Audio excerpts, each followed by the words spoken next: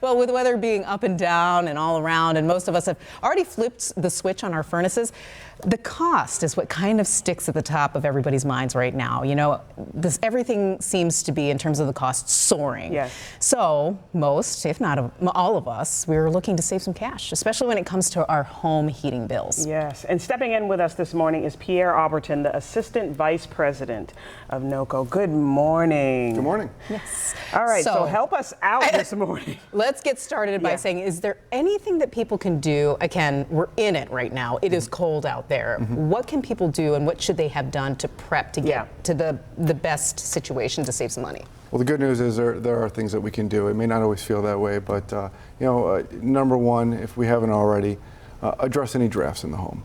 So of course, make sure that the windows seal tight, doors, and all that. But really, when you start at the thermostat. So thermostat, make sure that it's operating correctly. If it's a programmable thermostat, make sure the batteries have been changed recently. We would recommend once a year so that it can effectively communicate with your furnace. If it is a programmable thermostat, set it so that when your family's away, temperature's a little lower than it is when you're home. When you're home, you're going to want to try to lower it a little bit than what you're used to still a comfortable level, but maybe a couple degrees lower than what you're used to.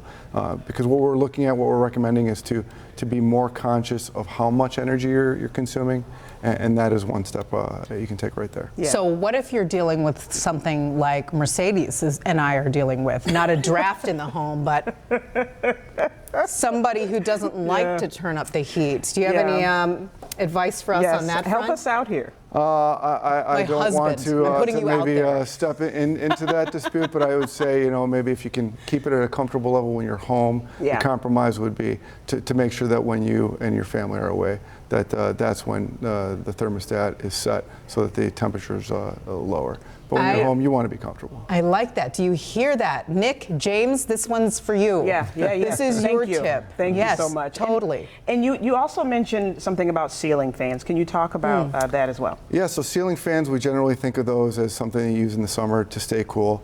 But most, if not all, have a little switch on them. If you flip the switch for the winter so that it's running clockwise, it'll push some of that warm air down, and that'll help. Tip. Yep, that is one thing you can do. And then really getting down to at the furnace level. So in order to use less energy, you want to make sure that your furnace is operating efficiently, much like your car. If you haven't done a tune-up in a while on your car, if you don't have the right tire pressure, it's going to affect your mileage. You're going to use more gasoline. Furnace is the same way. So changing the filter, we recommend quarterly, but at minimum twice a year. So once before the heating season, once before the summer, before your air conditioner kicks on. Change that filter so that your furnace isn't working so hard. If you haven't had it done in a while, call a technician to come in and do an annual tune-up. The burners get a little clogged up. They do a little bit more work than just changing out the filter.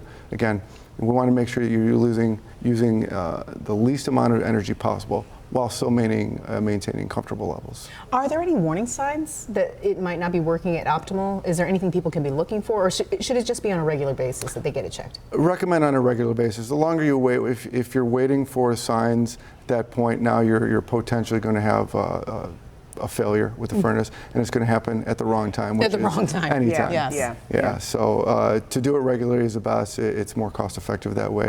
And that way you're just paying for a tune-up and not an actual repair or replacement. Yeah. And speaking of cost effective, let's talk budget billing.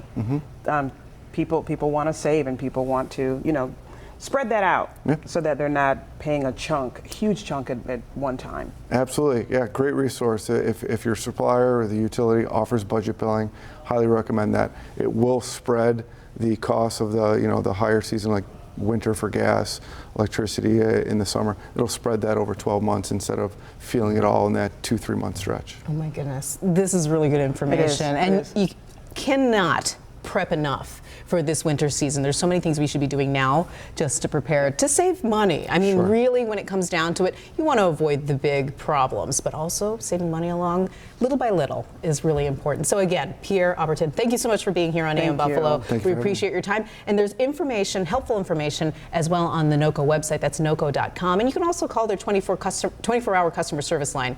The number's right there on the screen for you. So thank you again. We appreciate your time.